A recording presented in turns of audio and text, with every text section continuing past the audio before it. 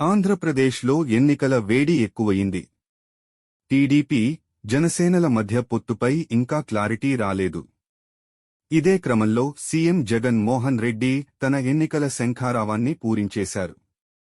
ఇప్పటికే 6 విడతల్లో అభ్యర్థుల జాబితాను కూడా ప్రకటించారు. రాజ్యసభ ఎన్నికల తరువాత మరికొంతమందిని ప్రకటించే అవకాశం ఉంది.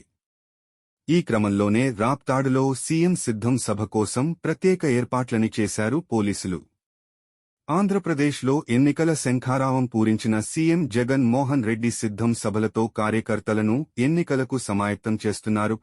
ఇప్పటికే విశాఖ, దెందులూరులో భారీ బహిరంగ సభలను ఏర్పాటు చేశారు.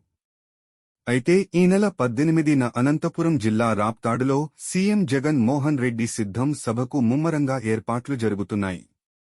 దెందులూరు సిద్ధం సభలో జరిగిన పరిణామాలను దృష్టిలో పెట్టుకుని ప్రత్యేక భద్రతా చర్యలని చేపట్టారు అనంతపురం జిల్లా పోలీసులు. సీఎం జగన్ మోహన్ రెడ్డి నడుచుకుంటూ వెళ్లే ర్యాంప్, గ్యాలరీలకు మధ్య దూరాన్ని పెంచారు పోలీసులు. దెందులూరు సిద్ధం సభలో సీఎం జగన్ మోహన్ రెడ్డి ప్రజలకు అభివాదం చేసుకుంటూ వెడుతున్న సమయంలో ర్యాంప్ పైకి అభిమానులు, కార్యకర్తలు దూసుకొచ్చారు. ఓ అభిమానైతే అత్యుత్సాహంతో ర్యాంప్ పైకి దూసుకెళ్లాడు. సీఎం జగన్ మోహన్ రెడ్డిని హగ్ చేసుకున్నాడు. ఆ అభిమాని చేసిన పనికి ఒక్కసారిగా సీఎం సెక్యూరిటీ అంతా కంగుతినింది. దీంతో అలర్ట్ అయిన భద్రతా సిబ్బంది పటిష్టమై చర్యలను స్టార్ట్ చేసింది. ఇందులో భాగంగానే సీఎం జగన్ మోహన్ రెడ్డి నడుచుకుంటూ వెళ్లే ర్యాంప్ నకి, గ్యాలరీలకు మధ్య మరో 2 ఫుట్ పాత్లను సిద్ధం చేస్తున్నట్లు చెప్పారు జిల్లా ఎస్పీ అన్బురాజన్.